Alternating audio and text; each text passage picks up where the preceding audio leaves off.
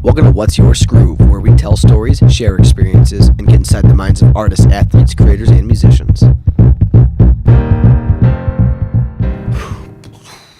What's up, everybody? Welcome to episode 43 of What's Your Skroove with Kyle Danley, the artist known as Wetiko.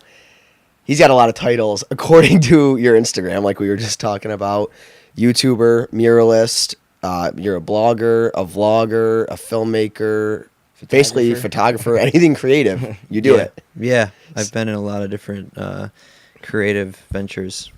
And a fellow, I mean, yours is way cooler than us. But Way cooler. I mean, I can't believe a renovated house on wheels. Yeah.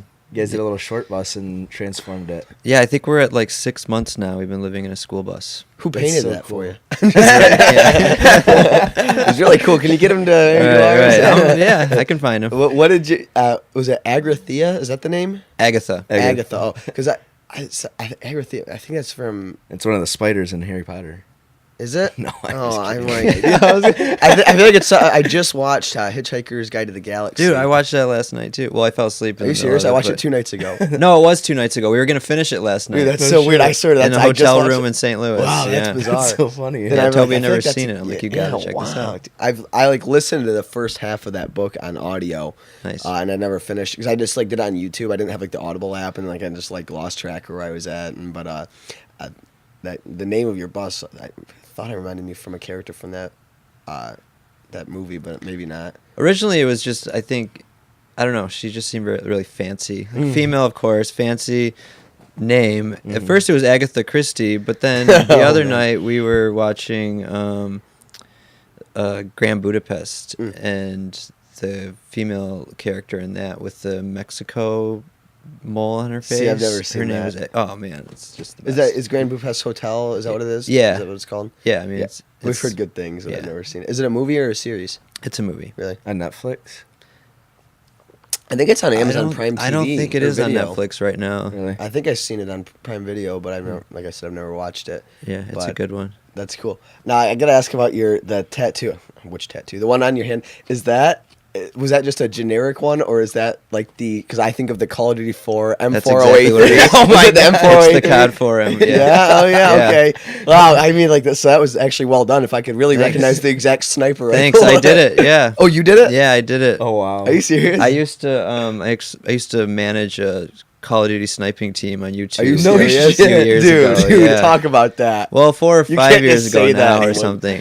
It's actually how I got into video editing. I used to record my gameplay, but I mean, I started gaming when COD 4 came out on Xbox, and I lived in a really beat up house in Detroit. Okay. Like there was no insulation. It was brutal winter. I mean, there's literally snow coming in the house. It was No like way. a punk house Yeah. down in Detroit, and so all winter I sat in a sleeping bag, like a mummy sleeping bag, with my controller inside. Oh my and I would God. game, and I got really into like sniping and like watching YouTube videos, and I had really bad anxiety at this time, and I never went out. I would just stay in my house, and I would play video games, and so I started recording the gameplay and started teaching myself how to edit, and then You're like a capture card.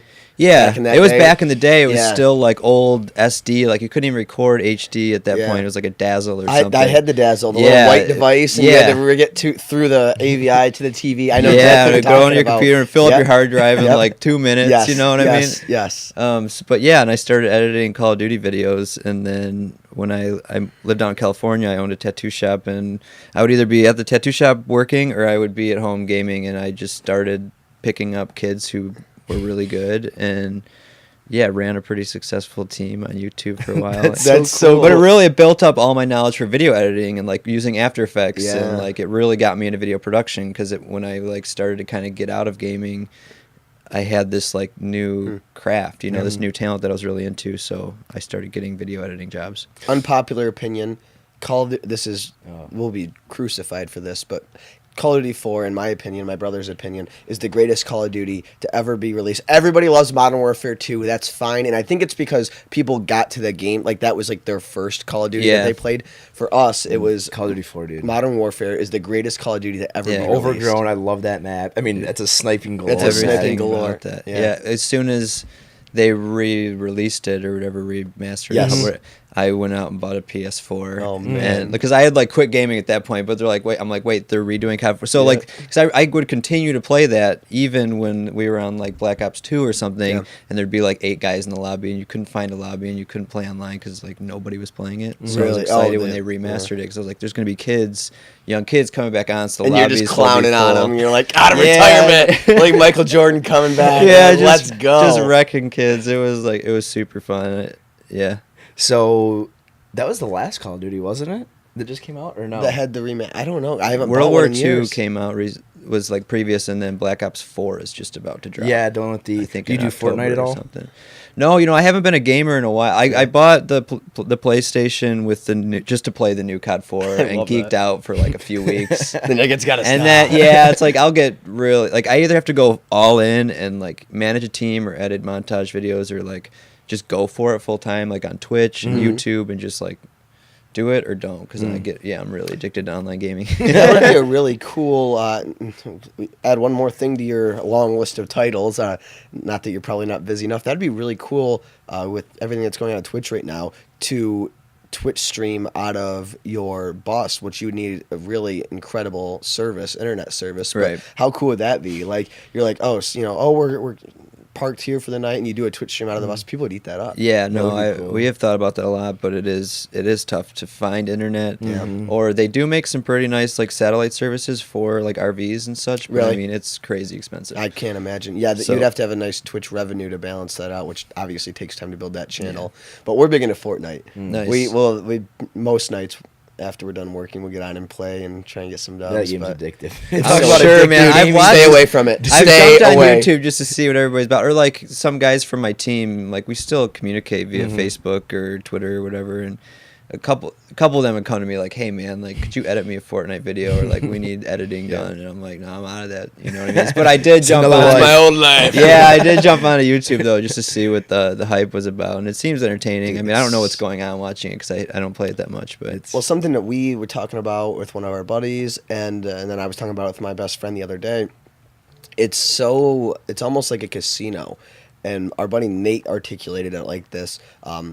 When you kill somebody, like if you get the headshot, kind of like in Call of Duty, you have the headshot and it like make the pa-ting noise, Right. but it makes almost like a cha-ching noise. And when you kill somebody, they drop all their stuff, and it fountains out, and it's all these colors. And the game is like, I'm convinced they're absolute genius. Very visually stimulating. They visually and audio, like the sounds you hear and the colors, it's all like to really stimulate you, and like it's addicting. Like when you build things, and I think that they had some actually. It was all very intentional, like the way they, Right. like you want more, you want Right. that. It's really crazy. Yeah. It's very addictive. it's like they got the psychologists working at the gaming industry Yeah. now, Yeah, and they're like, seriously. here's how you really draw people in. I You know, really- you need this. Dude, I think that's the case because I was reading Malcolm Gladwell, The Tipping Point, and they talk about like when they were doing Sesame Street, like when did Sesame Street start? They were doing that. They were like doing different colors and testing out how long kids they would do like these case studies and watch the kids' eyes, and they would track their eye movement.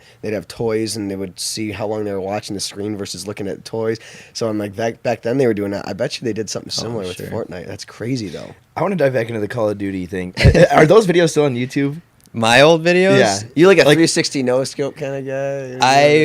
Can we find them? Yeah, I want to find. I some could of these. show you them, but they're not public anymore. No? I think at one point I slipped, and I don't remember. I was dating a girl and told her that I did YouTube, and then I was like, "Oh man, if she goes and finds my channel," and like had this weird like panic attack moment, and like went on there and privatized all my old montages. Because I used to do like, I mean, it was a long time ago, but I would do like not live streams, but I would record and then like put the whole session up. You know what I mean? I wouldn't do any editing. Yep. My face would be on there, and I would just be like in sniper lobbies or whatever, and just talking about nonsense. And like it cringes like just to go back and watch it. It's just like, oh shit, man. That's so cool. But it's all there. You're mean, a podcast first. We've never had that before. So. I used to do edits for like some of the bigger teams. I don't know if you follow anything, but like Obey and Red and like all of the big like Call of Duty teams. What was your What's- guys' team name? ESP. Okay. So is that like your clan, or do you guys all have like your gamer tags? All of our gamer tags had ESP, whatever. I was ESP Wetiko, obviously, and there were a bunch of other kids. But I was like older at the time. At the time I was married. I was like 25, 26, or even older maybe. And like everybody on my team was like 17. Yeah. You know what I mean? So Those squeaky little they kid called me voice. like Papatico, and like I would, you know, I You're was the in one who can charge. afford all the editing software Yeah, to do totally. like that. Like they would save their clips Yeah. on their like Yeah. little thing, and I'd have to go and record them and then Oh, edit. oh it, my you know, like gosh. they weren't all like that, but it was That's pretty great. entertaining. So were you just rocking like the gold M40? Everything, yeah. All gold, everything. Yeah, What man. what was the website that was really? I remember Call of Duty 4. People would use it, and you like go in there and you do like matches, and you could win It money. was really big in Halo 2. Like game battles. Yeah, it was kind of like game battles, but it was a different website. But yeah, you would wager money and play other teams. And I remember I had some buddies who did that and do that. That was competitive. But we even did Halo 2 before Call of Duty. Like Right. we were on live way like when it was first. And dude, Halo 2 was so competitive. Like Yeah. that was I wonder how many times I got sniped by you. yeah. Oh, I guess you were on PS4, so no, you I was on Xbox. Oh, Back you were in the day. Xbox I back got the then? PS4 route just like Yeah. last year, or Okay, 2 years ago, gotcha. just to play the COD 4. But yeah, Yeah, it you was we probably probably ran saved us into a you few in a times. virtual gaming world. Yeah, we didn't even I'm know sure. it. Yeah, those damn clans coming after us. Man. It's hilarious. So is that where the name spawned from? Wetiko? Yeah. No, Wetiko I've been using since I was in high school. Okay. My junior, senior year of high school. I was reading a lot of like, it's just totally gonna like change the dynamics of the That's podcast. good. But I was reading a lot of like anarchist literature, like Derek Jensen, and he talks about a Native American author named Jack D. Forbes, and he wrote a book about Wetiko. It's an illness that the Native Americans have coined, the word Wetiko. Or there's a lot of different names for it, Wendinko, and I don't know. There's a bunch, but it came from that, and I read it, and I thought it was fascinating, and I started writing it on walls and notebooks, and my email addresses became Wetiko, and everything just kind of became Wetiko, and You it's became just- Wetiko. Yeah, it just kind of stuck, and then as I got more and more into my art career, it just naturally like. I think I've done a few shows where I signed Kyle Danley for a while. It's just always been evolving, and for a while it was like Wetiko's just like my street art name or graffiti name, or like kind of the raw political stuff, and then like more of the conceptual art or the prettier stuff that you'd see on your parents' walls at home or whatever was signed Kyle Danley, and it was different for a while, and then I got into photography, and my photography.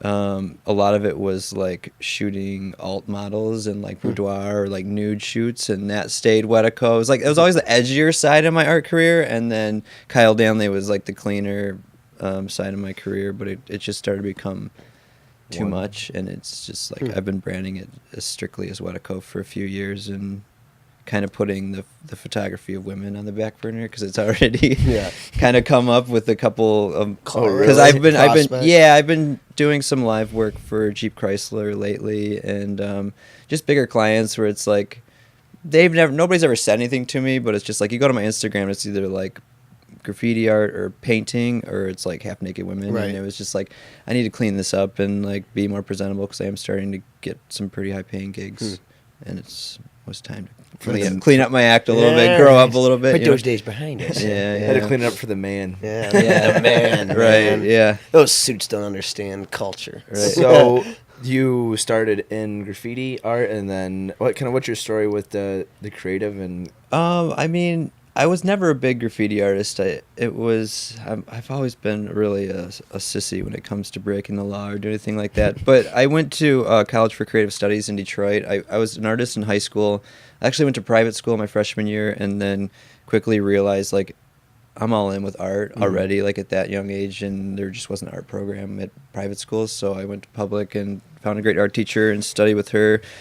And then ended up at CCS and made it for about 3 semesters and dropped out. But when I was there, like that was Detroit in 2003 and 4. Like there was no Detroit comeback at the moment. You know, there wasn't like it was pretty lawless, and graffiti was definitely a lot more accessible, and I didn't feel like I'd be getting in a lot of trouble. We'd have cops roll by us and keep going. You know, Really? A lot of graffiti artists actually moved to Detroit from LA and New York and such around those times because you could find a cheap place to live and just the streets were yours at night, you know. So Really? it was pretty glorious back in those days. And so I did a little bit in college, and definitely was using the Wetiko thing.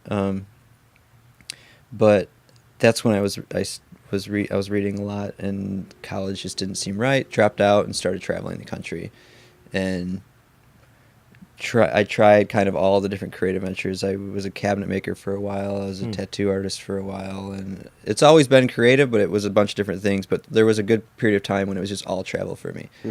I moved to Tucson and then was hitchhiked around the country and just was like a street kid for a while. Really?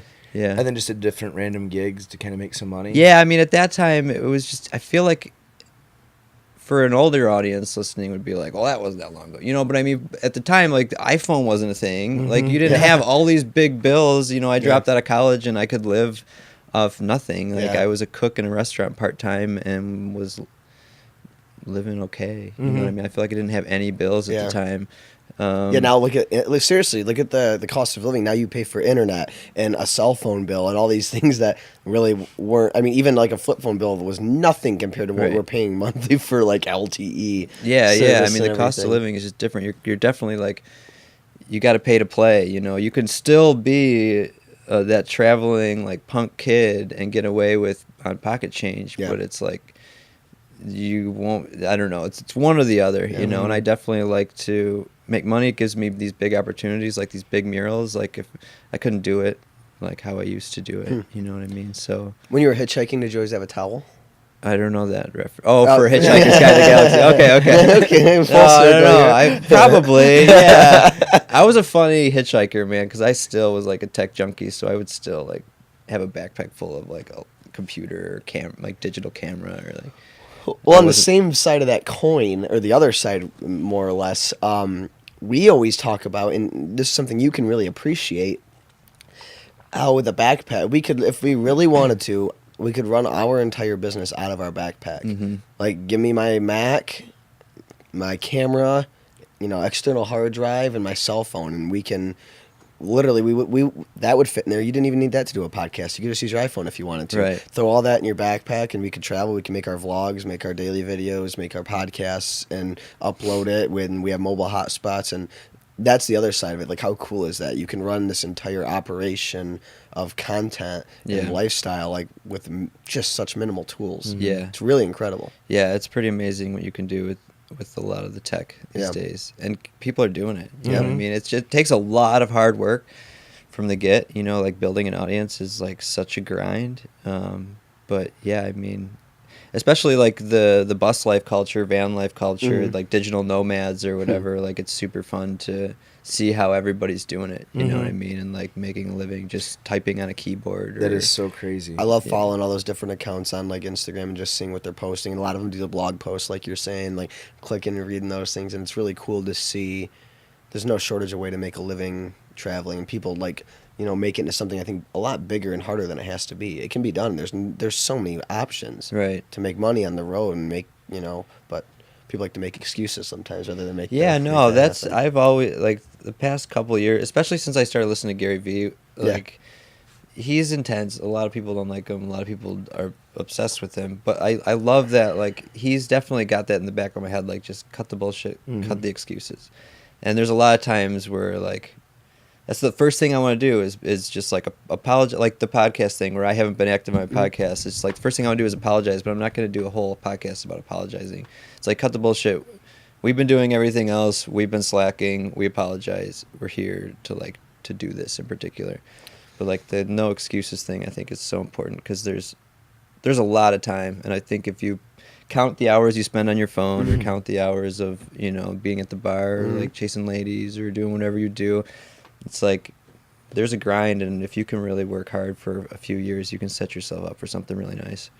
And there's all that opportunity. Like you can do it with minimum equipment, and you can build this entire whatever you want it to be. You know, with a little thing like that and a Mac, you know, and internet access, you could have the world's biggest podcast if you really wanted. You could literally be a photographer, a vlogger, and a podcaster with just an iPhone. Yeah, you could do all. I'm not kidding. And there's people definitely doing it and crushing it. There's plenty of examples of that. It's so cool, and like even it's like you see these new iPhone releases, and it's just getting better and better. Like these cameras are getting better, they're getting faster. The upload speeds, it's just really, you know, where does it end kind of thing. It's kind of crazy.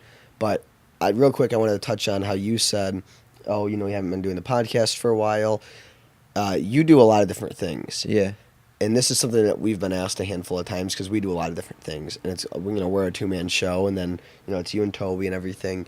Do you sometimes think, well, maybe I should just focus on muraling or podcasting or video. It's just because we have that, we want to do it all, but it's like, Right. do you do a lot of things at one level or one thing at a higher level? Do you kind of have that? Do you think about that? Have other people asked you that? Oh, I'm always thinking about that. Yeah.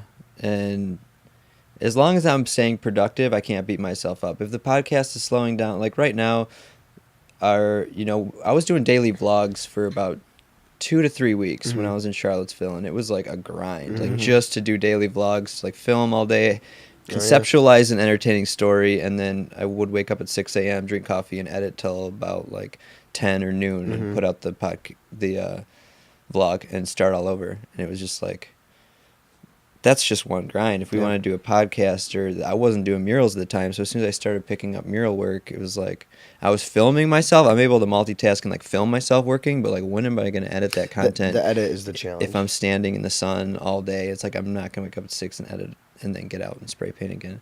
So I try not to beat myself up about it, but it's constantly on my mind. I feel like if I'm at the point right now where I would like to continue to film and try to make a decent enough money doing murals that I could pay for somebody to edit our content, or like just I might be at that level where I can bring somebody else on board, maybe. Right. You know what I mean? Because it's tough, and I'm like that with my art career too. Like I was tattooing and trying to paint, and I'm also a cabinet maker and a videographer and a photographer, and just when I have a little bit of hype from one of my things, it's like, well, I should kind of drive all my energy into just that thing and put everything else in the back burner. So I feel like I'm kind of used to that with just what's going on in my head creatively. Because right now, like I have a ton of photographs that need editing that I shot months ago before I even started murals. But the past 6 months, I've been so busy painting that I haven't had a second to sit down and like edit. So I feel like as long as you're consistently grinding, like just keep going with it. Wherever your inspiration is, just ride that. Otherwise, you'll probably be unhappy and produce subpar quality like content. And you said before we got on the show, like if you could do one thing, murals would be Currently a full-time gig. Yeah, I mean it's been great. The past 6 months has been all murals, and yeah, I've been having a great time with painting, and I hope that lasts too, because I've had a great time in a lot of my creative ventures, but I get burnt out. I work really hard and start to get burnt out, and then start to like think about the good times, taking pictures or whatever, and like want to get back to photography. But murals has always been like a big dream of mine. I've always been a painter, and it's always been like I want to paint big things, and so this is kind of my dream profession at the moment. That's awesome. They're seen by people every day. Yeah, like the feedback is out of control, and it's there for potentially forever, potentially not. But like it's, you know what I mean. Like that's really cool that your your artwork is seen by all these different people, and it has potential to last, a lifetime or whatever. And that's probably pretty cool. Yeah, it's great. We were the one in Hamtramck I just wrapped up for the Detroit City Football Club. I lived in the building that I just painted. Like I lived in that for a year in the Hamtramck community, and I loved Hamtramck a lot. The culture, the food, like everything about it. But the amount of like people that stopped and honked and screamed out their window, like great job. Like people would come up and shake hands, like thank you for this. This is beautiful. People would bring us food. Like some guy got out of his car. I'm like, really? Definitely. Like he's like, I want to buy you dinner. And I was like, some guy just gave us like a whole handbag of water bottles and Yemeni food, like some great like cuisine. And, like we just ate, and he's like, tomorrow, what time? And I was like, lunch. And he showed up at noon the next day and like walked me over to Yemen Cafe and made sure that I got lunch and dinner paid for by him. And it was just like, I'm like, are you a big shit? Like, what do you do? And he's like, oh, I'm an Uber driver. You know what I mean? He's like, I moved here from Yemen in 2010, and I married a Polish woman. And he's like, this is my community. I love it. And thank you for this. And the feedback was just so cool. And you can't beat that. I mean, like you do an art show and people come out for a night and talk about your work and they like it, and then it's like, and then you go back into the studio for 6 months and paint again and by yourself, and you don't get that feedback. And I don't know, the community was really into it, and that's it cool. was inspiring for sure. That is awesome. We were just talking with my best friend came to visit us, and we were talking about murals. Ironically enough, and he's like, I can't even imagine the process. With the scale and everything. Do you want to talk about that? Like what the process is of start to finish with a mural? Yeah, because that comes up a lot. I mean, a lot of people think that it's freehanded. Like I just don't get you because it is. It's crazy. Like the one that I just did in Hamtramck is definitely the biggest I've ever done. Mm-hmm. So it's crazy to be up on a lift. You're 20 feet in the air and you're like this close to the wall, just spray painting solid colors. It is very difficult to see like the scale or what you're doing. It, yeah. But yeah, it's basically if you take a photograph of the space and you design it small. I do most of my designs on an iPad. I just sketch it up or conceptualize and do some Photoshop work and plaster it on the building so the owner or whomever can see exactly what it'll look like finished. They approve it, and then I project it up onto the wall, so I don't have to think about proportion at all with the art. It's just rendering and like the quality of the color palette and how you blend all the colors. So you design it on an iPad? Most of the time, so yeah. You have like an iPad Pro with the pencil? Yeah. Interesting. Yeah. So like that, there's another product that enables that process. How cool is that? Yeah, the iPad Pro. I've never used this one. is not is a sponsored. This is not a sponsored. Thank you to our sponsor, Apple. Thank you, iPad, for the. So it's been really. I got it right when we moved into the bus because it was like I'm giving up huge sketch pads and like we were trying to minimalize as much as possible to move into the bus, and I mean I just had tons of art supplies sitting around and I was like interested in it. It just came out and I got one and it took me a long time to like it, to get used to it. It was like. It's different. It's very smooth surface. You know what I mean? Yeah. I'm used to like rough papers and things like that. But for designing murals, it's just fast and easy. It's and so cool. Yeah, and you can literally draw on the building. You just like photograph it with the iPad, and then you like grab the pencil, and then you just start drawing on the building. So you can do quick mock-ups and things like that for clients. That's very cool.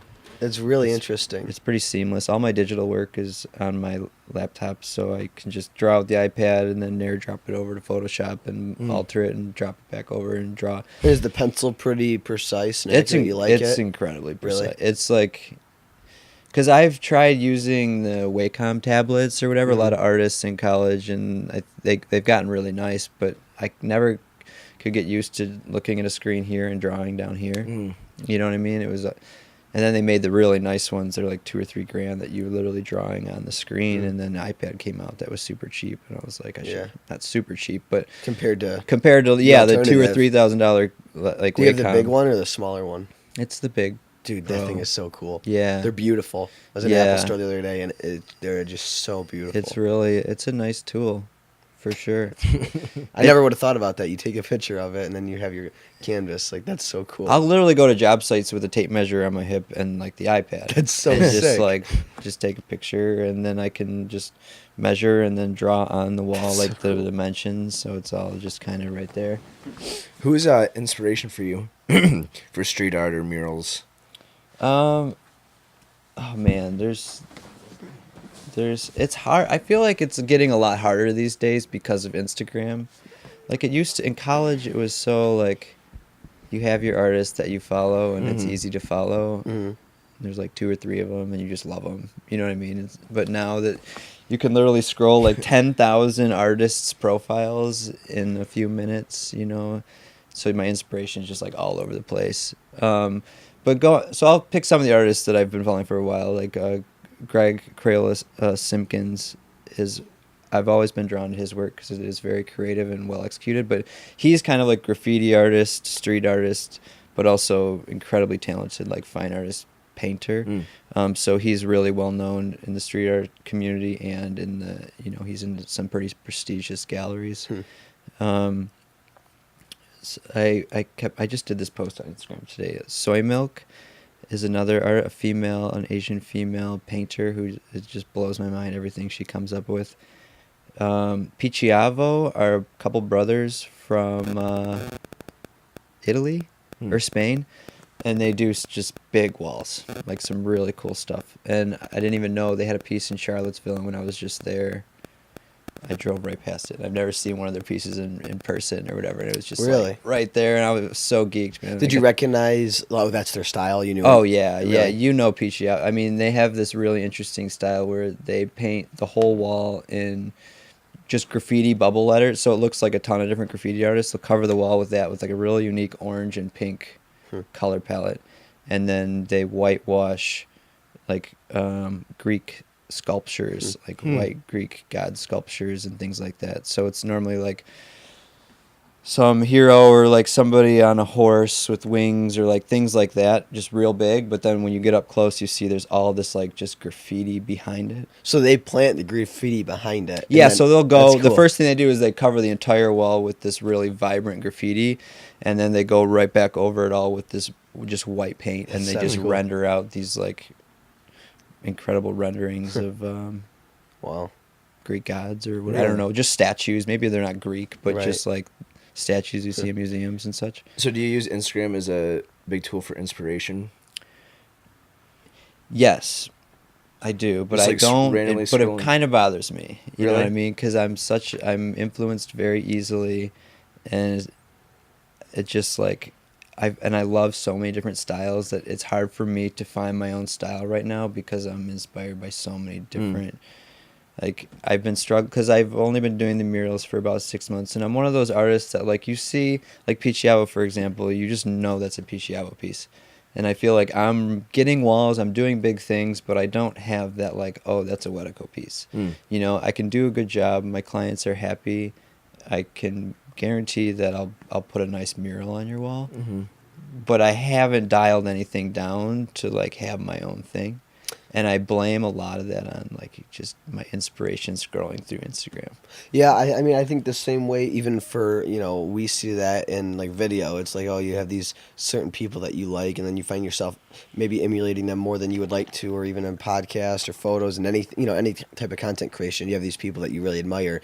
Then you find, I've asked myself that question: is this as original as I can be, or is what I mean? Trying to balance that. Or like you see a scene in a movie or something like and then you like, oh, is this my style or is this guy's style? Right. And you're like, did I just make a Casey Neistat vlog? Exactly. You know what I mean? Yeah, seriously, yeah, because like him and Peter McKinnon are like the only two I really watch. Yeah, no, I love both those guys. And if I watch one more recent than the other, I'm like, oh, like I can smell like their stuff right on top of this. You know what I mean? Right. So it's kind of a balance between inspiration and being original. And like, what is original in 2018? That's so hard to do because there's more creators with their art, murals, photos, videos, podcasts than ever. Yeah. It's easier than ever. Yeah.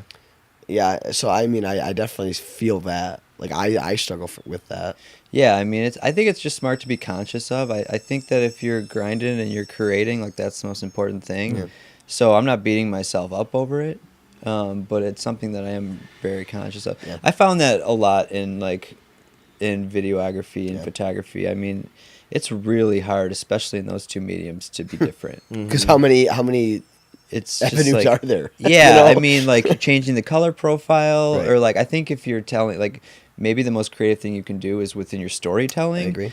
And like how you're putting together your like your editing sequences with story. I think. But there's only so many color profiles you can do. There's only so many cameras you can use and different like lens focal lengths and things like that.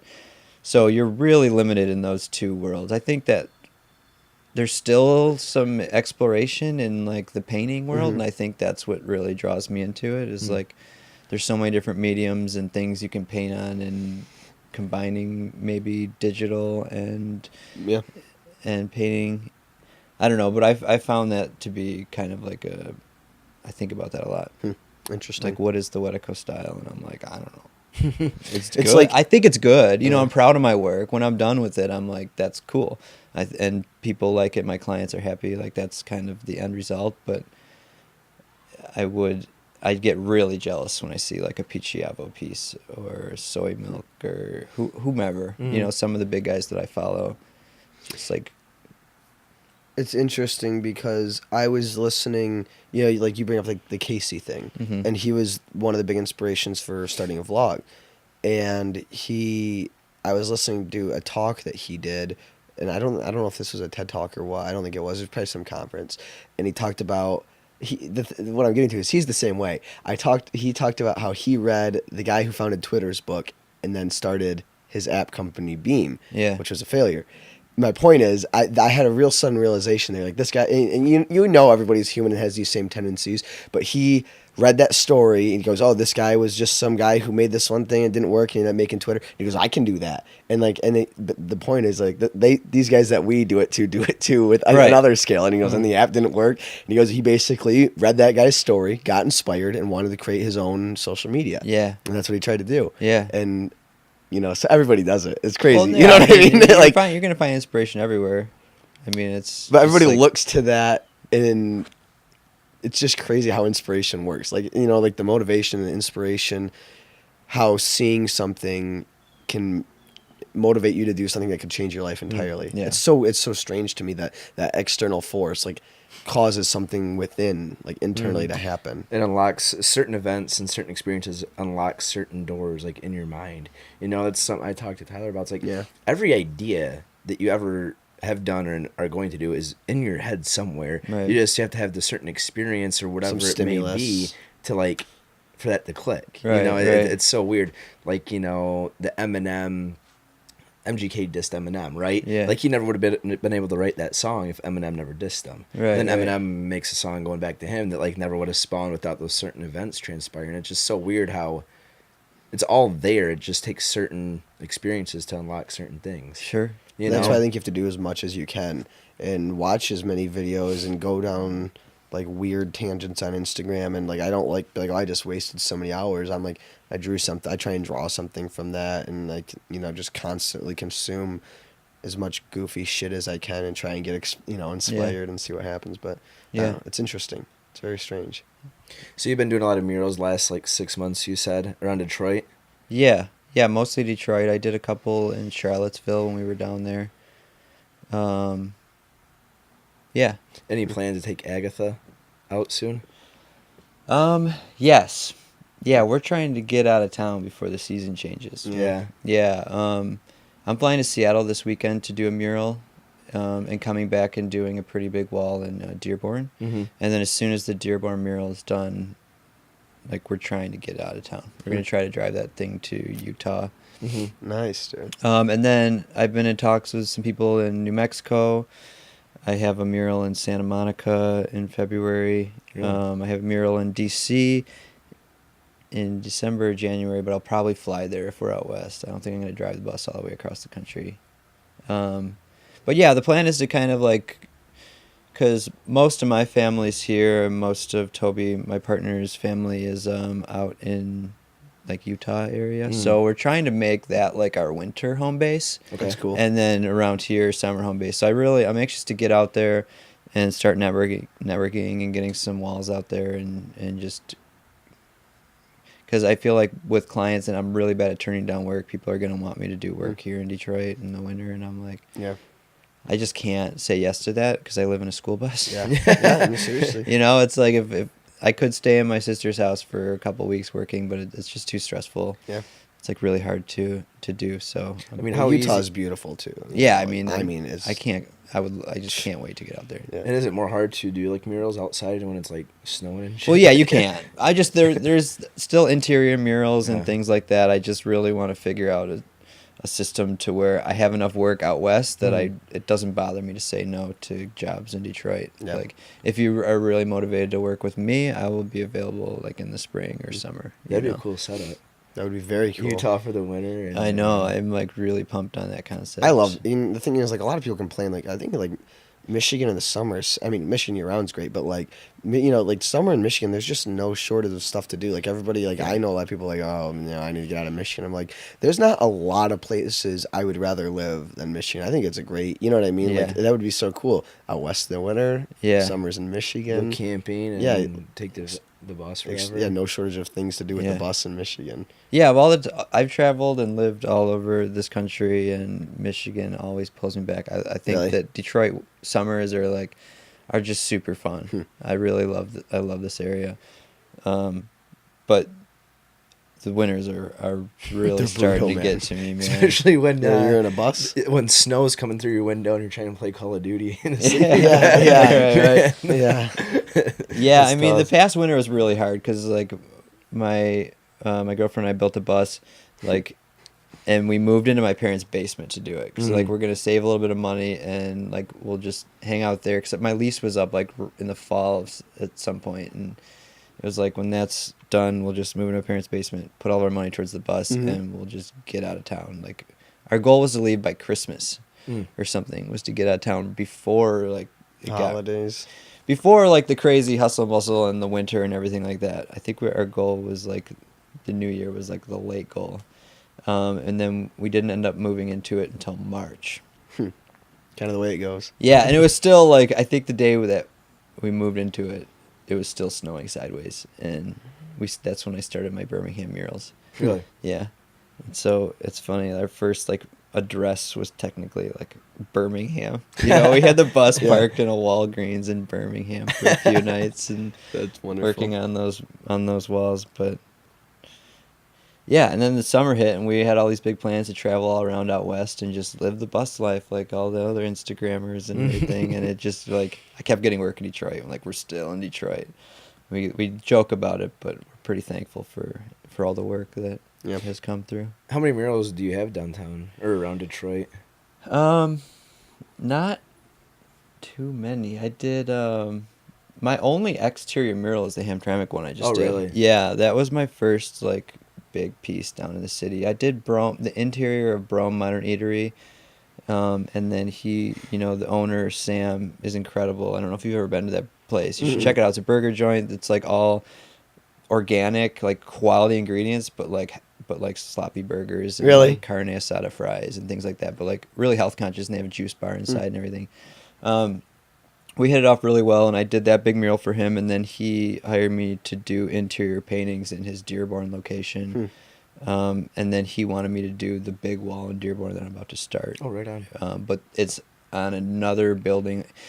It's part of a city park, but it's like he rents like a little outdoor seating area in the city park, so he wanted like the big wall to be done. So we had to work with the city, and it's just been a headache. It's been like 3 months of loopholes and paperwork and really? approvals, and it's just finally all going through.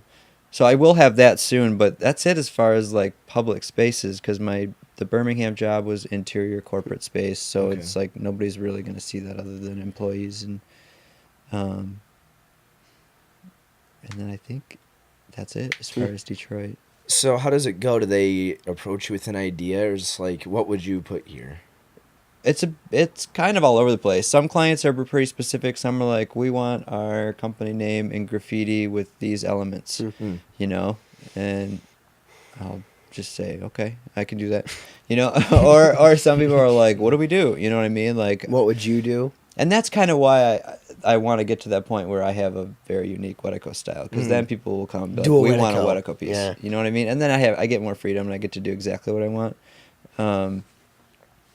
But yeah, it's Just kind of like combination. it's kind of a combination of a lot of things. They definitely are open. You're the artist. We want to see what you can come up with, or like what would help here. But we kind of there's normally a direction. You know, it's for a tech company, and they want I'm about to do a wall in Seattle for Oculus, the VR company. Oh, nice. And so it's in like a bike room for their employees, and so it's bike themed, maybe with the little teasers of some VR, some tech stuff thrown in. So it's like sometimes it's pretty like obvious, like what it's for, or what you're gonna do.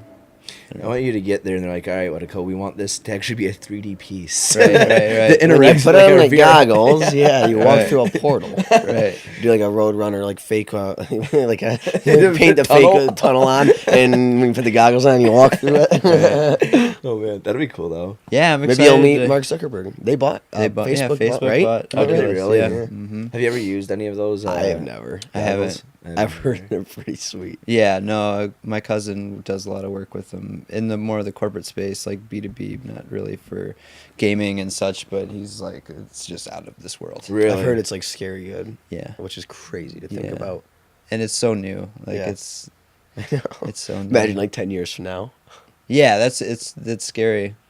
Like when Nintendo came out, it was like not impressive. Yeah. You know what I mean? I guess it was at the time, but it's but- just like, Like for Pong. something new like VR, like a technology like that to come out, and for it to be like Mark 1, their product is like unreal. I know. You know what I Yeah. mean? Like normally it takes a little bit to kind of figure There the was thing no out. like lag and Yeah, it's like we're just gonna put product. out this bonkers new virtual reality product. You want to be See there, what you're there. happens. Yeah. Right.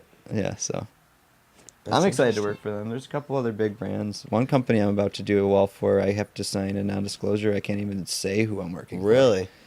Yeah. Who is it? After, yeah. I know, right? Yeah, come on. I don't know if I can say. Like, I haven't signed it yet. They just said that when I do it, like, I can put it on my website, but it's like I did this wall for a tech company. I can't say like I can't use any of their branding. Stop me if I guess it. Does it rhyme Just- with just the wink- next 20 minutes, we're Just just blink twice. Yeah. Frugal. Schnapple. Netflix. Oh gosh! All right, we won't get you in trouble here. We'll keep you on it. Is there video footage? Did you do a vlog of your like guys' build out with the bus? Did you document that? We tried, but I think from the get-go we weren't like we didn't want to create an educational channel. Mhm. It was like we just want to make entertainment, and there's so many like all I did was watch YouTube videos to learn how to build a bus. So it's like it would How am be I gonna do silly- this different? Yeah, and it's like it's so time consuming, and like we're already working full-time job. These are all my excuses that I was talking about that I'm not supposed to do. But we had a lot of things going on, and it was just like we'll just film what happens, and if anything funny happens, we'll put it on YouTube. You know what I Right. mean, like that kind of thing. So there's definitely some videos of us like some build days, or you know some of our longer, more ambitious build days. We would film, and funny shit would happen. There's some pretty good ones in the archives when that comes to the bus build. Like, we don't get a lot of views. You know, we average like maybe 100 views on each vlog, but our bus walkthrough video is at like 15,000 or Oh, really? something like Wow. that. It's just like that. It's what people like to watch, and we've been talking about that a lot. It's like if we sat down once a week and made a video, like how do we live? How do we survive on the bus? Like, how do we pay for the It bus? would get views. We'd get another video with just growing. Right. We would grow our channel substantially, but it's like, But then maybe that's all those people that find you that way. Is that how they're always going to perceive you as like that, or you know, are you guys the creative artists? You know what I mean? Is that kind of your decision? yeah, I don't. How their perception will come. I'm just I just don't know. Like, I don't want to bring people in for the wrong reasons. Yeah. It's exposure's good, so we could do it and see what happens, but I don't want to feel pressure to. As soon as you get subscribers, it's like I feel like I owe them something. Yeah. You know what I mean? Which is good. It keeps you motivated, but I don't know. I just don't want to be an educational channel. I Yeah. want to just kind of put funny shit up. So we're always filming. We always have cameras on us. It's just like sometimes it just gets deleted, and sometimes it's worthwhile to like. It's like, oh, that's something with good. it, yeah. You know what I mean? We did that nice trip up to the Thumb, and it was like we documented it all. And right after that, we went up into the Upper Peninsula and spent time in Traverse City with family, and that's all sitting on a drive right now. That's like, it's like a quarter of the way edited on my computer. Yeah. And that was like 2 weeks ago. What do you shoot on? What cameras? So I shoot my photography on a Canon 5DS. Nice.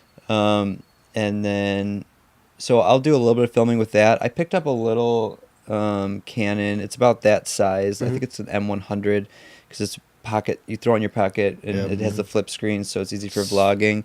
And then Toby has the 60 Mark II, which is really just the best. Yeah. You know, she had a Sony A6300 and I had a Sony A7S Mark II.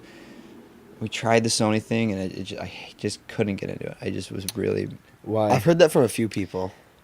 I think because I'm so used to Canon, I'm used to the lens packages, I'm used to the form. I like a bigger, sturdier camera. I like the menu. I'm just comfortable with it. And Sony just seems so kind of like foreign, smaller, like not weather sealed, like just fragile. Not that we broke either one of them, but they just feel that way. You like a robust camera. Yeah, I like a bigger, sturdier camera, and the only reason I ever recommend somebody going Sony route is because they do shoot really nice slow motion, Yeah. and I sold my A7, and we still have Toby's A6300 in case I just want to shoot some nice B-roll in slow motion, I'll grab that thing. That's a pretty cheap camera and it's really nice. So I'm not like saying I don't like. I think that Sony's a poor product. Just personally, I just couldn't get into it. I just loved all my Canon products. So is that what you started with? Was Canon? Yeah. I mean, I've always had a Canon DSLR of some kind. That's what we got, and we just stuck with it. And like we love Canon. We love the LED. Like we each run one of those, and like they're just you can beat the hell out of them. Yeah. I mean we bought it because that's what Casey recommended at the time, and like I love that camera. Yeah. It's versatile. It's pretty inexpensive in the scheme of cameras. Like if you break one, it's not the end of the world. You know what I mean? So, but I do like that little point and shoot there too, little pocket. It's funny, man. It's like I have all this expensive gear, and I tend to just walk around with my like $300 or $400 100. Dude, 90% of the daily vlog is compact. On that. Yeah, I love that thing, and that does 60 frames at 1080. Yeah, like so. Yeah, that's awesome. I just recently bought a GoPro too, and I've always hated GoPros. I liked them for a minute when I first started, and then I just like once you like line up GoPro footage and like nice Canon footage. I didn't like the quality. I didn't like the wide angle, and I was tired of putting it because it bothered me so much that I would have to go into After Effects and like change that like the warp, the kind of like fisheye that it has to make it look more cinematic. And I was just tired of dealing with it, cleaning up the quality. But then we went on this epic like kayaking trip, and I'm like, what else am I gonna do? Yeah. You know, there's not a lot of now I love it. Now I'm like, now I just want to get rid of all my expensive shit and just go with like these two little dinky cameras. It's crazy. It's like it's about the adventure, and when you're dealing with gear and carrying heavy things, and like, oh, maybe I should get my slider out or my gimbal. Right. And it's like a cinematic shot's awesome. Like, of course, we all want like Peter McKinnon quality, like, B-roll sequences and things, but it's like if I'm carrying all this shit, I'm not doing anything cool. I don't want to hike 10 miles to the cool thing because I have like 100 pounds on my back. Gear in your back, yeah. So I've gone for the experience and the like entertainment aspect over like video quality. Yeah, and it's a balance too, right? Because you do want the cool shots, but personally, it's more fun for us to have the GoPro. You don't have to worry about everything being in focus, and you know the auto ISO and everything. Everything turns out when you're done. It's waterproof and it's this big. Yeah, you can have it on a stick and you get all your shots. Yeah, and if it doesn't, like, it's just garbage audio, so you just throw some like cool song and just do like a sequence of what happened, and I don't know, teach their own. You know, video production's a really funny thing, especially with vlogging. Like, you see kids creating incredibly intricate and like well thought out videos on YouTube that are filmed with their like iMac, you know, like little camera, or their iPhone or whatever. Crazy. It's like you just gotta be smart about it. Yep. What do you use for your drone? I have a Spark. Nice. Yeah, I have a little Spark. Gets the job done. It does, man. I love that little thing. Like, you guys saw it if you watched my recent episode. Yeah, when you were driving on the bus, it was incredible. How I thought that shot was beautiful. I was like, that's the first Go time. check out that vlog. Plug your YouTube channel real quick. It's Fresh Air Vlog, VLOG. Episode 28. I mean, I'm sure they're all good. That's the one I saw. And the shot of you guys driving to the Thumb. Yeah. In the van, I can't even talk right now. In the bus, the overhead drone shots, dude. Yeah, it was crazy because it's funny, man. I had the Spark and I play with it and we filmed some cool things. And then a buddy of mine owns a company and they have an Inspire 2. And he's like, hey, I have an event. You know how to fly a drone? Can you come fly the Inspire 2? And I was like, yeah, no problem. Even though I've never flown anything that big. I've only flown my little Spark. Guy, just a little guy. And I have awesome pictures of the two. But, I mean, the Inspire 2 is like 3 feet by 3 foot or whatever. And it's just beautiful. It flies like a dream. And but he wanted me to do some intricate things. So I started watching YouTube videos and, like, read the manual. And, you read the manual? I did. I read the manual. Yeah. You normally do that, or was this just because you had this super giant? It was just on my iPad. I just downloaded it on my. Crazy, I think I just did it in the morning. Wow, good for you. Thanks. Do you read all the terms and conditions? Honestly, this guy does one of those. No, I'm not at that. I mean, I ended up like, as soon as I learned what I needed to learn, I didn't finish it. It's still impressive. But then I realized that the little Spark has some of the same functions of like tracking. So I put the drone up, you know, like 60 feet up or 70 feet up or whatever, behind the bus. And I just said, you know, like highlighted the bus and was like, follow this thing. That's so and cool. I was just sitting on the step and Toby was driving and I'm like, let's see if this works. You know what I mean? And How fast were you going? I think the fastest we went was like 30, 35. It's beautiful. The shot at the end where it's just like it's just panning, like going sideways with her. It was very slow because I was doing that manually. I was very close, and I'm just trying to match the speed. So it's pretty sensitive, the controller. So I just kind of like locked myself into where it was going at the right pace, and I was just telling her to go fast or slow, and then I sped it up in post, so it looks like we're cruising, but we're not cruising. We were creeping. Movie magic, smoking mirrors. Some behind the scenes. That's cool. Yeah, we had Agatha up to top speed while I was flying my drone right next to it. I had goggles on. You're inside the bus, but just like An aviator's helmet. Yeah. So you recommend the Spark? I do, yeah. I mean, for What's that cost? It's like $600. I think it was 600 or 700 for like the Fly More package or whatever. It comes with like 3 batteries and the remote. It's probably cheaper now that the Mavic 2's. I mean, right after I bought it, what was the one? So the Mavic Pro 2 just came out. Yeah. It was right before that. They did the Spark. The Spark came out right after the Mavic Pro. So the Mavic Pro was a smaller version of the Mavic, and it could fold in, so it became really compact. And then they did the Spark. It was the compact size, but it didn't open up. It was just this little cute drone. And then they did a Mavic Pro version. Was it the Mavic Air? Maybe I think it was like even smaller, but it's bigger than the Spark, but smaller than the Mavic. Right. And it was like that middle ground, and that's what everyone's like losing their minds over now. Yeah. As soon as I bought the Spark, that thing came out. And so I think it's probably cheaper now because now the Mavic 2 is out, and that thing looks amazing. I might want to pick that up. I would recommend, if anybody is looking into buying a drone right now, I would get the Mavic 2 Pro for sure. We need to do a drone. I would spend the extra because it's only going to be $200 or $300 more than the Spark. And as fun as the Spark is, and it's perfect for the bus life, the stability of having a little bit wider rotors or whatever is great. Because windy days, you just see it in the footage. Yeah.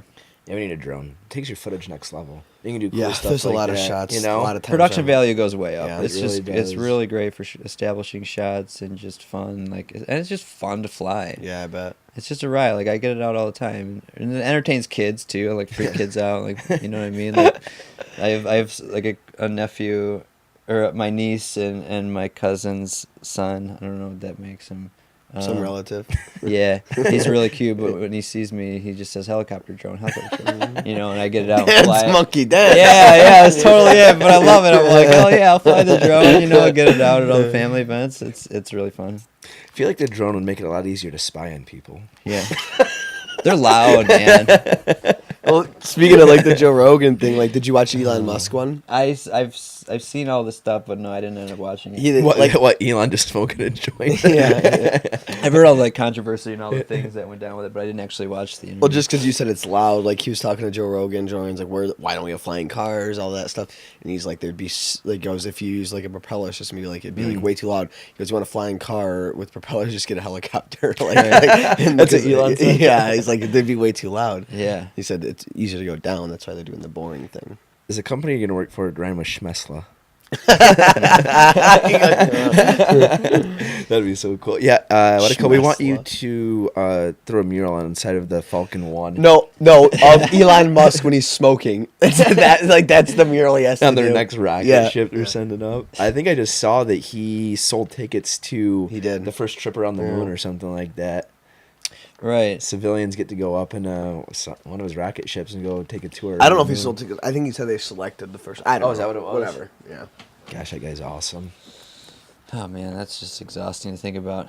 Well, going to the moon. Space stuff. I'm about to fly to Seattle, dude. That's enough for you. So nervous, dude. I'm just you don't like flying? I just have really, really bad anxiety. Really? Yeah, for years I suffered from it like really bad. Like agoraphobic, didn't leave my house. Like I lived in the woods in California for a full year without going to town. Wow. Are you kidding me? Like That's it was impressive. It was like by yourself?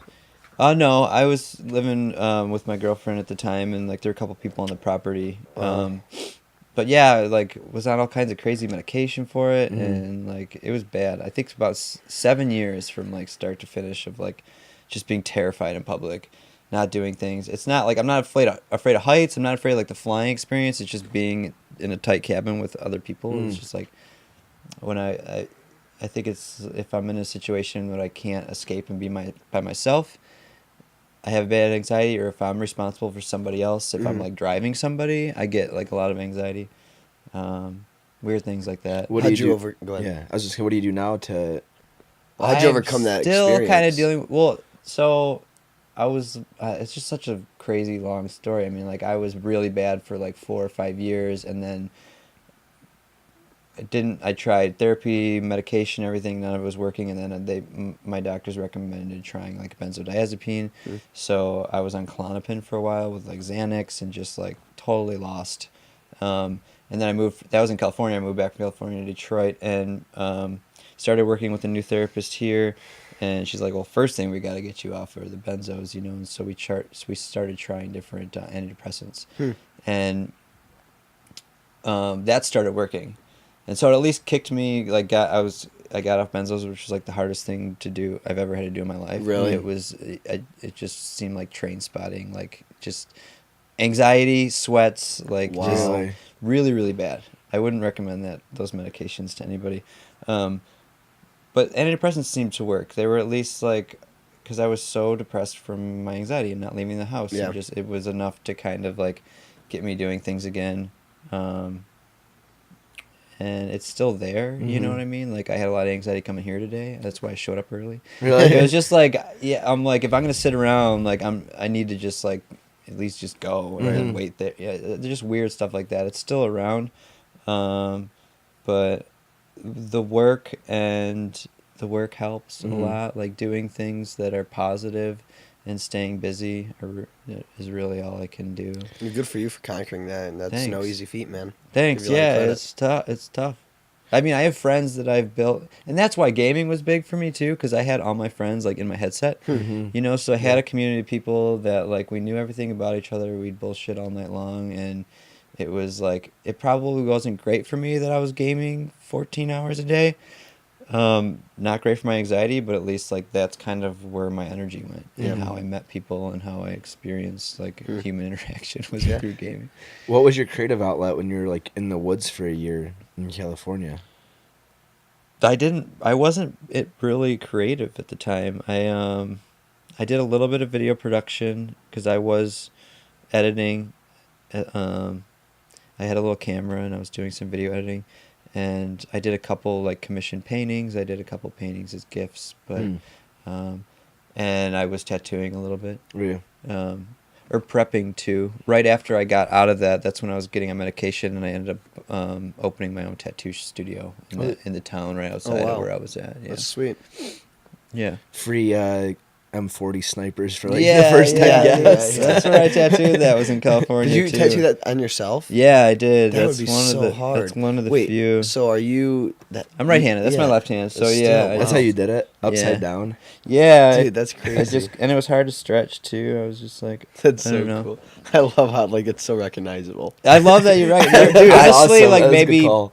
you're maybe the third. I've had this thing for 8 years or Really? something. You're like the third person to ever like call me. That really is. It funny. really makes me happy, and I'm glad that you did it like live on the podcast too. Where it was like, it wasn't. We didn't talk about it beforehand, and you're like, oh, so it's just kind of like first thing. Yeah. Like, first things first. Let's talk about Call of Duty for 15 minutes. You know what I mean? What does that say? How big of gamers we are, and how much we lack actual real world gun experience? Right, Like yeah. that's the gun from Call Call of Duty. That's Yeah, not a. right. It's a real weapon. decommission. Like if I'm ever gonna buy a gun, it's that one. Yeah, You know what I mean? I want the Call of Duty gun. You go to the gun store. Can I get like the the red tiger camo? Yeah, red tiger camo. Oh my god. That's hilarious. But like you're talking about gaming and like these relationships and like staying up with, like it really is super unique. Like your gaming friends, like Yeah. even like a lot of my gaming friends are now people that I know, and like I'm like, oh, you play, and like we get on like people you actually know in real life. But it is like super. It's like a super weird experience, like playing video games with somebody for a couple hours on end and like late into the night, and you just get bullshitting about random topics and stuff. It's kind of a weird platform that if you haven't really done it, like really like you have gaming friends that you get on and you just bullshit with, and you don't really know what it's like. It is a really cool interaction that you don't really get anywhere else. Yeah. Right. No, it's super unique. I mean, these guys are my best friends. Like how cool is that? Forever. I mean, it's funny too because it's like I've loved all these kids. Like we'd help each other out. I was, like I said, much older. Kids would be struggling with like silly girl stuff. Right. Like I tried like I don't know, smoking weed and like just like really cheeky kind of things. And I could kind of mentor them in a way, and they looked up to me and they'd always come to me with questions. And I've helped them financially with weird things because I was making money, not spending it because I just didn't go anywhere and do anything. That's so cool. And then like years and years later, we still follow each other. And like I'm doing like I did my Albert Kahn mural a few years ago. And I was paying for it myself, so I started Kickstarter. And like a couple kids that from my COD team years ago donated like $100, $200 Really? like That's towards really cool. a mural that I was doing. And they're like, "Oh, we owe you one, man. Like you did this for me." But so like it's still they honestly like I still consider them like some really good friends, That's even so though cool. like I play with them, we're best friends, and like years later it's like, "Hey, add me on Facebook," and then you realize they're like crazy. Like racist, weird, you know what I mean? Like you don't the know. kids are talking you don't know shit that on well. I Xbox tell you, Live. I tell you, like our friends with them on Facebook, and you're like, okay, Whoa. let's just. I'll Maybe we'll play- just stay Xbox. Oh, the kid at the Right. stadium's gonna That's screw like- everyone's mom as a crazy Yeah, racist. yeah. Yeah. The insults back in the day when you were in Oh that my lobby. gosh. Wait, because it's been so long since I played. I forgot. Like I totally yeah, you would forgot. talk to You could hear strangers. the people in the lobby before Yeah. you loaded in. I totally forgot about Yeah, that. just little kids like Like, you would just swearing. talk, You could like, tell they're yeah, like talk 8, shit. Yeah. 6 or 8 years old. What was it? What was like a private one-on-one, like private match? Like let's Yeah, go, like like back 1v1. it out. Yeah, 1v1. 1v1. Snipers, no, like all the. And then you get this guy in there and make a fool out of Murk it. you, Yeah. dude. 360 no scope off the tower, dies in the Yeah, fall. could you but still do hits that? you. Could you do a 360 no scope? Yeah, I mean I've done some. Jeez, funny- you're really thinking like, how do they? I get was more of into this? so there's like the snipers or there's like the guys who would do trick shotting or whatever, Yeah. and that would like go for the kill cam like, and that was their thing. Or there were Yeah. guys that just wanted to wreck people all day with snipers, just like kill after kill after kill. Is that you? I was more that guy. Yeah. So I didn't try to do like the trick shotting, which you do silly things, like Yeah. fake throw a grenade this way and turn Yeah, oh, around yeah. this way and throw a knife and then turn around and hit some guy across the map with like without even aiming. That would be a So trick shot. I never like that's just kids would sit there and try for like days. Mhm. And You were fi- more the Chris Kyle. and of finally the- hit. I was like, no, I just want to like kill 200 people in Yeah. 5 minutes. You know what I mean? that's so hilarious. We're gonna just have that excerpt come on. Yeah, that's How that- to kill 200. And I'm That's just saying my that's quote. hilarious. We This needed is a how I see how caption. people get in trouble. We with need that. the Everyone's caption famous for the quote. podcast. Gonna bring people in. Uh, Oh, jeez. No, I think the best I ever did, I can't remember. I took a picture of it somewhere on my phone in the bowels of my I remember my photos. best game was 97-3, and it was on the shipping yard. The one. Had for.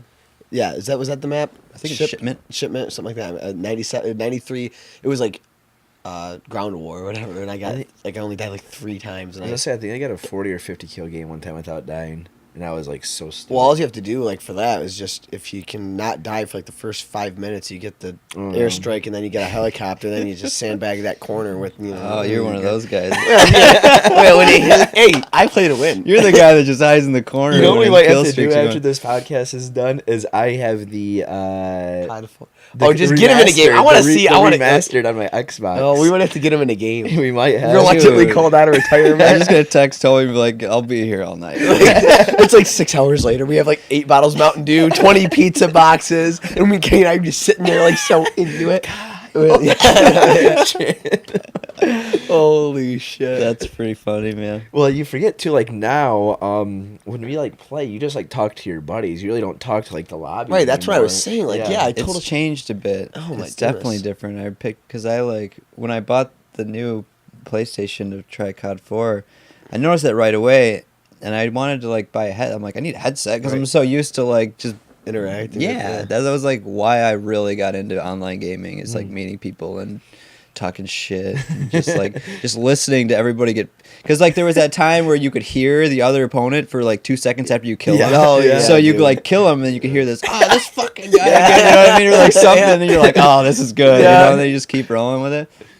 Yeah, I don't think they do that anymore. It's like the headset, the activity of talking isn't like people are either in private lobbies or just hanging out with their friends Yeah. in real life. So when we got our Xbox, our cousins that are like the same age as us got an Xbox for Christmas. We played Halo 2. It was like the first game. Oh, man. And I don't think we had a headset, or they didn't have a No, headset. neither of us did. No. And we'd call each other on our house phones, and that's how we talk. Like, we Oh, were yeah. split screen, and our two Yeah. cousins, Garrett and Stuart, were split screen. It was And 4v4 they Team had Slayer, their, man. It was just... their phone on speaker, and we did. And we're talking to each other 2 or 3 o'clock in the morning on winter break. Yeah. And our parent, like, the phone would die, and we had to recall the other Yeah, person's house, and they had to answer it real quick so they didn't wake up their mom and dad because Yeah. their Oh, home gosh. phone's ringing. But Yeah.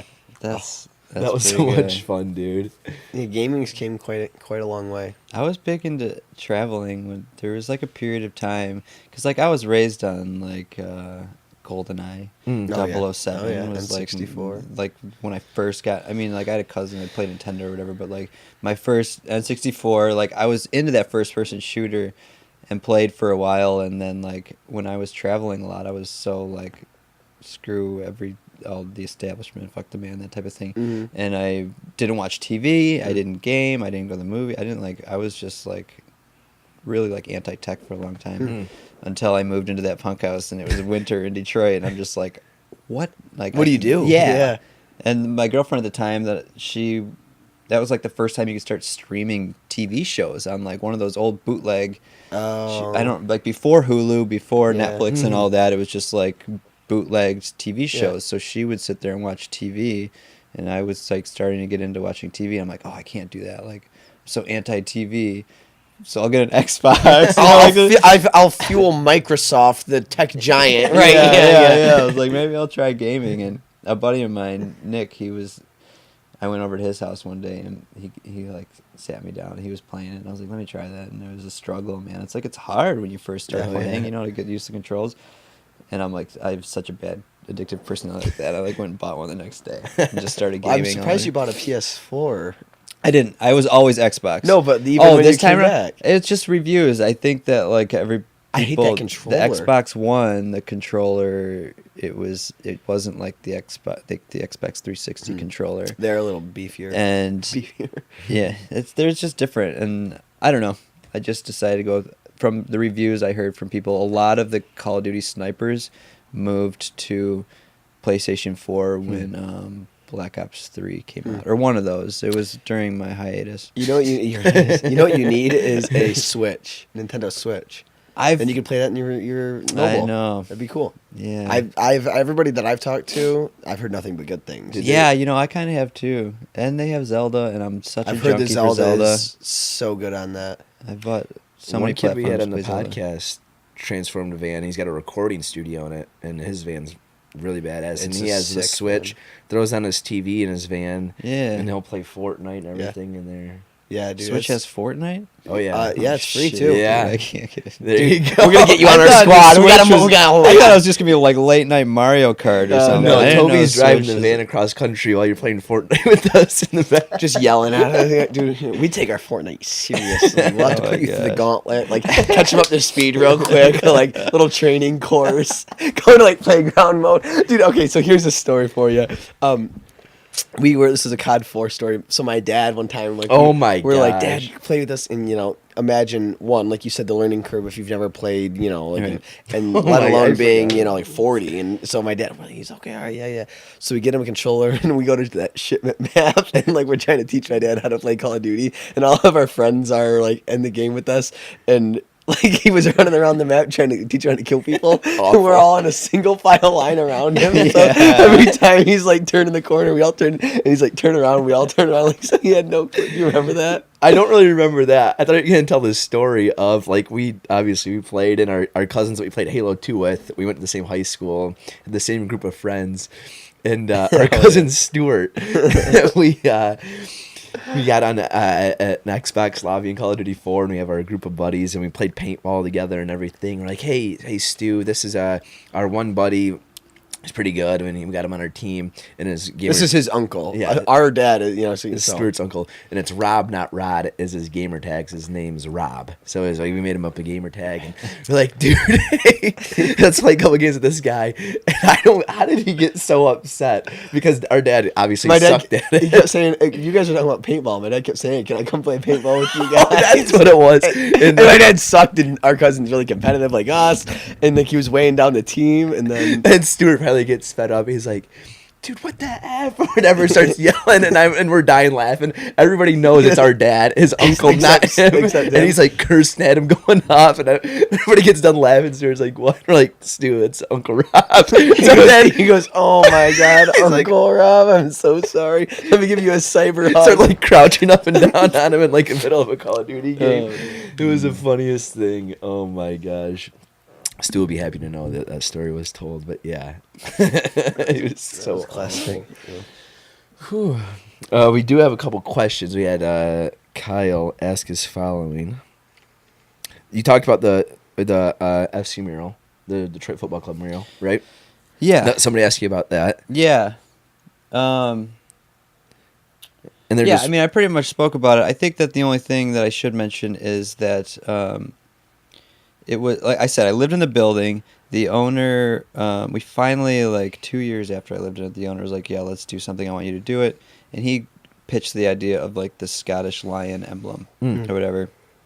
And I wasn't feeling it. And I don't think anybody would be feeling it. But like a couple blocks down from the building is where the Detroit City Football Club play. And there had been talks about like a mural would be great there in honor of them. Like all the fans literally drive down that street when it's out. And they have some of the best fans in the country for soccer or whatever.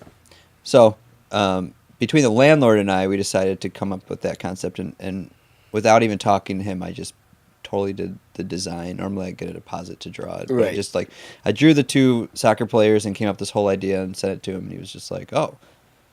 He like definitely wasn't expecting soccer. He was expecting a lion or like something about what he asked for, and he's just like, yeah. I mean, he's from, the owner is from California, doesn't really know Detroit culture that much, so he had a lot of questions and like why, and how's the community going to react to it? Like it's Hamtramck, are they going to be upset because it's a Detroit City Football Club mural or all these things?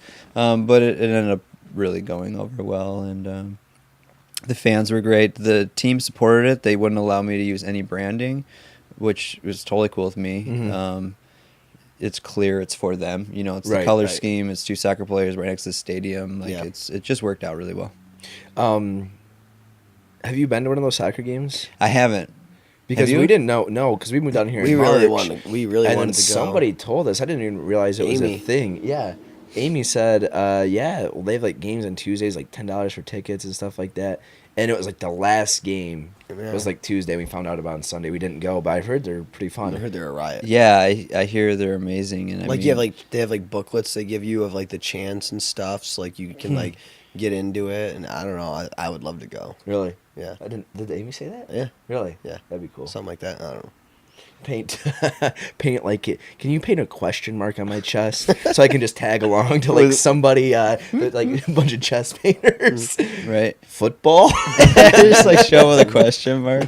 And so not an exclamation mark or a period, a comma.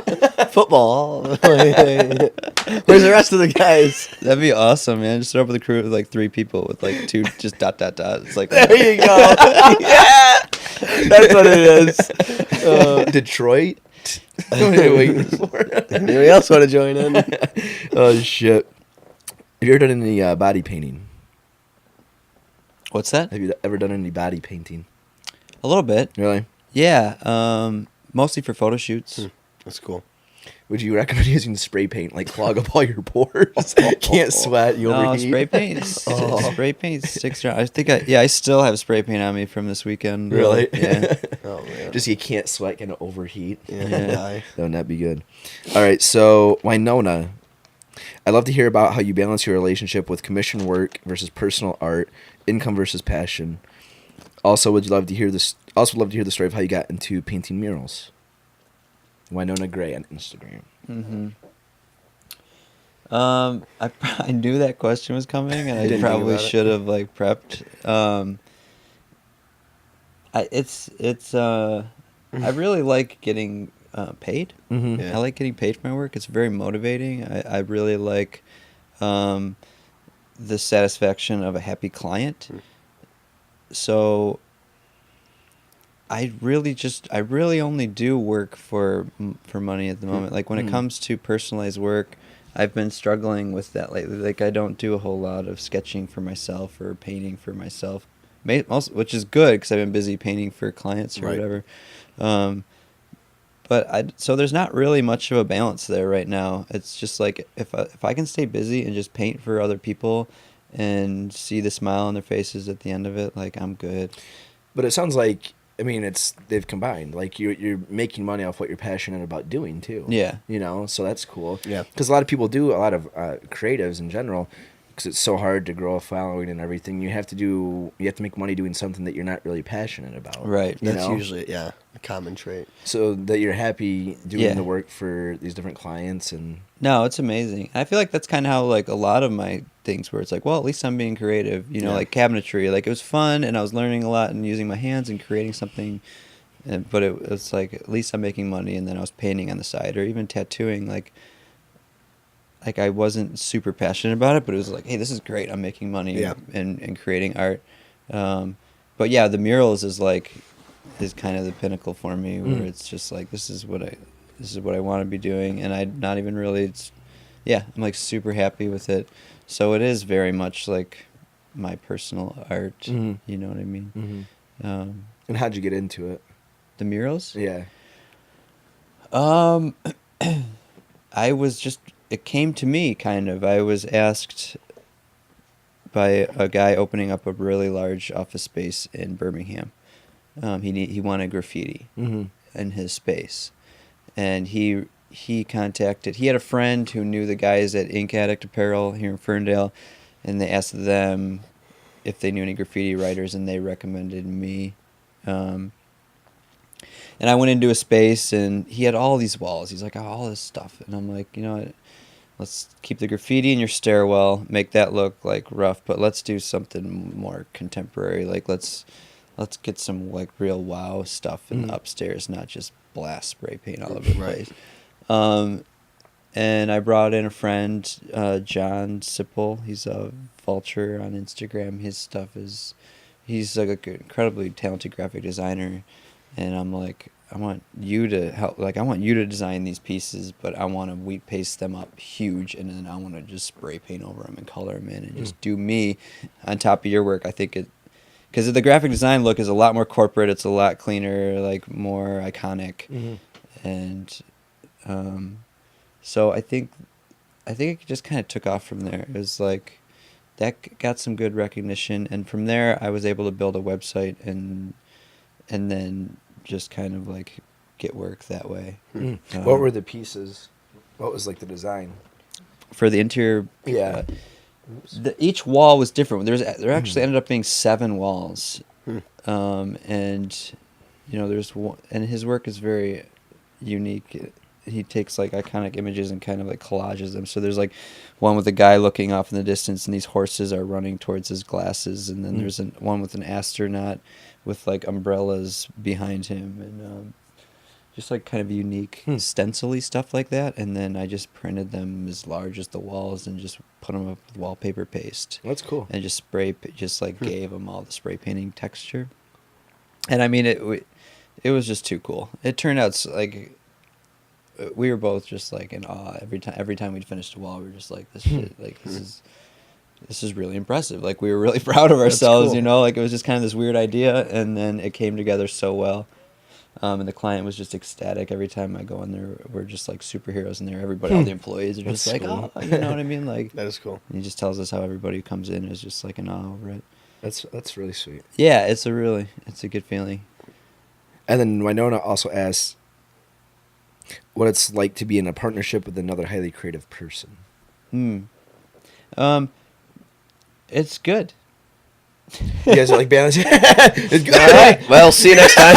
What's your Skroove? Thanks for tuning in. Things are good. Do you guys like ever collab on anything? Yeah, I mean, well, we met because I was doing the photography thing like crazy, and she's a model. She's modeling. She's a Suicide Girl and pretty successful, like alt model, tattooed model, and she's in Fort Wayne.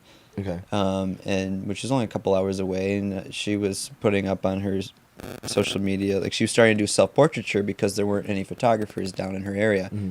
So I reached out to her. I was like, "You're 2 hours away. I'll come down there and photograph you. You know, like I can't pay you, but I don't expect to be paid. Like let's just hang out." Mm. So I went down there, and it was during a crazy snowstorm.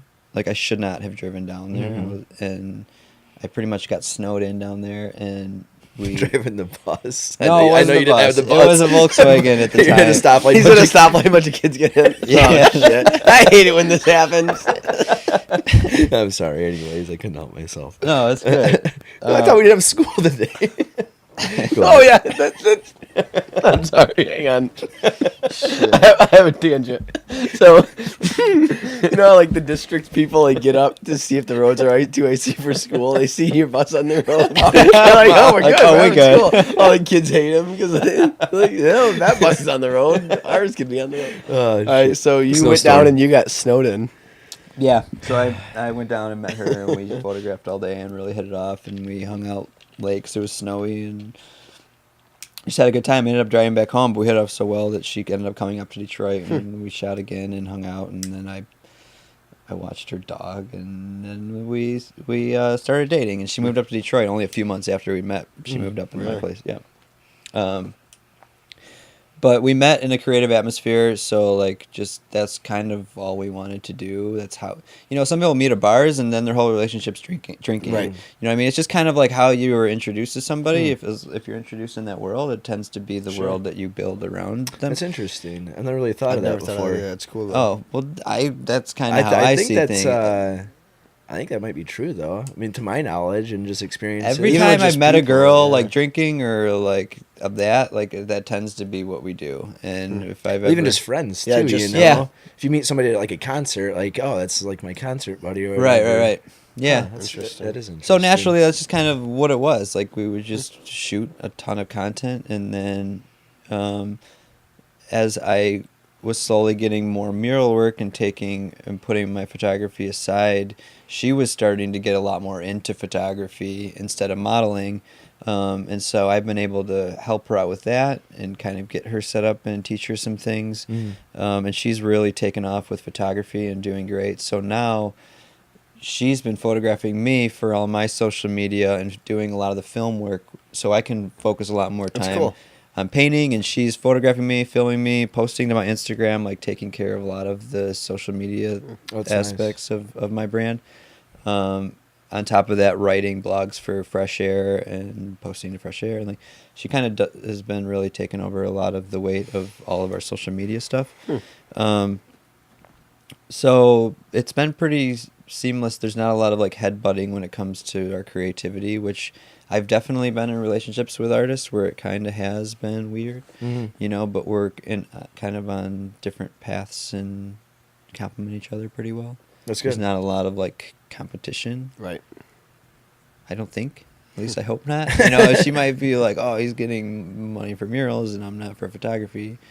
You know, there could be that going on. Right. That's a cool relationship that you have. That, you know, Yeah, it is you guys can feed off each other and build something. You know, work to Kind of together. yeah, Yeah. work together on a single goal. Yeah, no, I mean, Fresh Air, you know, I'm painting as Wetiko, but like I said, it's an umbrella of Fresh Air is our company. We own it together. It's an LLC partnership. So I'm getting paid for the murals, but it's very much her money. And so if there's like that kind of responsibility of like, I'm working hard at this, like, please take pictures and document and write blog So it posts. makes sense. And Yeah. like we're Yeah. both working hard towards this. We ultimately just want to live on a school bus and travel. And you know, the murals, unfortunately, are kind of keeping us stationary here. But I also do live painting for Jeep Chrysler, so that takes us to events. Like we did an event in Philly. We went to Baltimore. We just cool. got back from St. Louis yesterday. And did you take the bus? Yeah, so we ya? drive the bus. Yeah, it's a tough weekend. So we did Philly with sleeping in the bus with the dog. We also have a little dog, and that was like a really hard weekend because it was like 11-hour paint days. So I'm literally standing in front of a canvas for 11 hours. So she had to juggle the dog and taking pictures, and it was hot, and And then at the end of the day, like we just crawl onto a school bus. There's no shower. Yeah. It's pretty brutal, and we were getting paid pretty well for it. Mhm. And so it's just the past couple of trips we've been getting a room, Okay. so it's not like that. But the bus definitely goes. There's a little more relief. Yeah, we kind of make it more of a vacation. What is like live painting? What are you drawing, or what are you painting? So the live painting is actually a pretty cool thing. 'Cause so like, Dodge Ram brought me. Well, Event Next is the organizer of the event, but Dodge Ram's paying. Mhm. Like they brought me down for Taste of St. Louis, and then they have like 4 or 5 vehicles on display. And I'm just there live painting, bringing the crowd in. So it's really up to me. They're not super like, hey, paint this. What are you painting? A So canvas? yeah, so Okay. I go down there and I go to Blick and I buy the biggest canvas they have, normally like a 4x6 or 5x6 foot canvas, and I do a design that has to do with the event. Mm. So it's kind of like this collage of like St. Louis themed things, and then a vehicle, one of the vehicles that are on display, and just kind of like tying it all together. This time I actually wrote the branding, so it said Taste of St. Louis with like, and instead of painting people eating, I painted animals eating. So like one had this funny bulldog, another had a squirrel with a big old nut in its mouth. And like, but people were eating it up. Like it was actually kind of like really, this last weekend was a great success because it said Taste of St. Louis, and I paint one a day. Mm-hmm. So at day 2, I had the first day painting sitting aside, and everybody was taking their selfie in front of it. That's and what taking happens to pictures, it. and they're still trying to figure that all out. Like it's changed every time because Dodge Ram's paying for me to be there. They take it and they either gift it to somebody or donate it or raffle it, or it just sits in a warehouse somewhere. I don't really know. A lot of people during the event want to buy it. Like people are really interested in it, but I'm getting paid to paint. It's not mine, your so, painting. Yeah, Ironically enough. right. Yeah. So like I'm here to do this, and they take it. But we're figuring out the system because this is really only our 3rd event, and I'm new with the marketing team as far as having a live painter, so they don't even really know what's going on. So we're just like every event we're kind of like figuring out what to do. Structure, stuff like that. Yeah. Cool. But it's great. Do you like listen to music while you do it? No, I interact with people. Yeah. I did for Philly. I had like one earbud in, and I just felt like it kept people distant. And my goal is to draw people in because So you're interacting. You're not like painting the whole time. You're talking to them and stuff. Yeah, too? yeah. I mean, I'm painting until I kind of can tell somebody's over my shoulder, and I take a step back and ask them how they're doing, and like, you know, some people have questions. Some kids are like really into it. I try to make it as interactive as possible. That's cool. I mean, ultimately, it's just there for people to stand there, and then the marketing team comes over. Hey, you want to win Oh, 40 is that what they grand do? for? And they're like, they bring them over to their iPads to sign them up for. A little baiting. Yeah, it's kind of like one of those situations. It's like the point is to kind of like. But it's more enjoyable than if they were just there and then some guy came up to them and did it anyway. You know what I mean? They're So gonna there's- do it anyway. yeah. It just brings in a crowd, and it's really cool, and I love That's a doing cool it. concept. It's like it's great money. It keeps, like I said, it keeps us traveling. Yeah, you get, like you said, vacations. Like you turn Yeah. into a vacation. Yeah, it's like we just checked out St. Louis for a long weekend, That's plus sick. the Taste of St. Louis, which was a great event, and then we did the Manioc Street Fair in Philadelphia, and then I forgot what the Baltimore event was called. Artscape, I think. Baltimore Artscape. Are you spray painting these?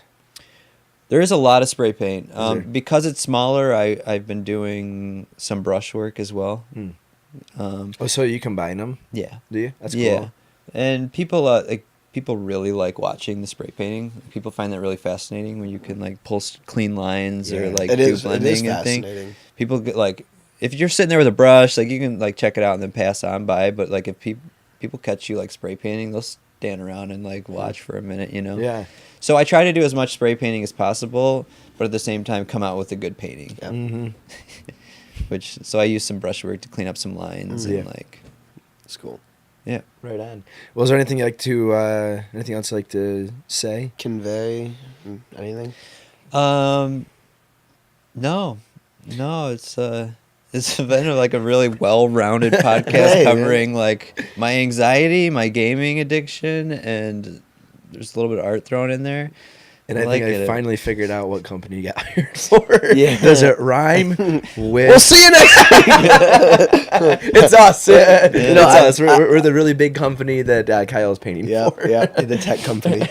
I just wanted to point this out. My brother's a bit of I did make that. my brother's a bit in our That's really beautiful. That was actually spray You don't have painted. to. You can tell him what you really think. I'm just kidding.